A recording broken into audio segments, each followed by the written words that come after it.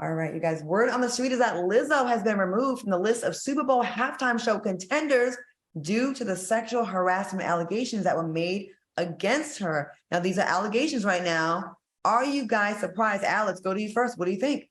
Well, that's the first thing I asked when we covered this story is, are we going to see the same that they did to Jonathan Majors being done to Lizzo, just simply based on allegations? And what we're seeing is a lot of people are starting to pull out. But let me tell you something that was really interesting. I want to talk about that Oscar-nominated filmmaker that has come forward. What is her name? Sophia Allison, who traveled with Lizzo for 2 weeks because she was going to do her documentary. And she said that she had to pull out from doing that documentary because she said Lizzo was arrogant, she was self-centered, and she was unkind. She characterized her as a narcissistic bully, and she said her entire brand is a lie. It's a curated facade full of nothing but lies. Now that to me is the real story here instead of the Super Bowl pullout.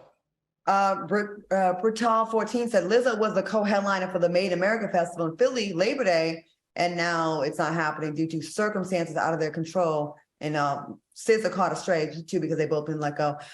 Q, what do you think about this information about Lizzo? Do you think she have a catalog to perform the Super Bowl? I'm thinking Usher before Lizzo. Well, it's funny because, they only do snippets of 3 or 4 songs in there. She probably would have had a small role. So first thing I want to say for those of y'all who are feeling really bad for Lizzo as it relates to this Super Bowl situation, stand down. You can never lose what you did not have. She was not signed to do the Super Bowl. She simply was on the list of possibilities. All right. So this ain't even a real loss, in my opinion. And secondly, for me, I'm looking at the bigger picture here, and I'm trying to see in the midst of all of this, the humanity of it all. And I can say this, oftentimes when people are the underdog or they were picked on, for a very long time, and then bam, now they're in control and they're the one that's on and popping.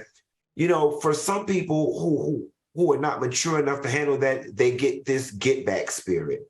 You know what I'm saying? I want to get back at the world and everyone that treated me bad. Not saying that's what Lizzo did, but that's what it's giving. It's giving that I was never one of the cool, mean girls, but now I get to be one. You know what I'm saying? And maybe she just went too far with it. I will say this, although there are allegations, I got to give her the same smoke I gave Jonathan Majors and the same smoke that I gave Bill Cosby. Everybody not lying on you. And the same smoke I gave Ellen. Everybody's not lying on you. And like what that filmmaker girl said, that was just a little too thorough. The first girls that came out complaining about, oh, we didn't get on planes in tropical locations. Okay, I discounted them because I saw through that. But everyone with this story of you not being kind and arrogant and stuff, I'm not going to lie to you. I'm starting to believe it.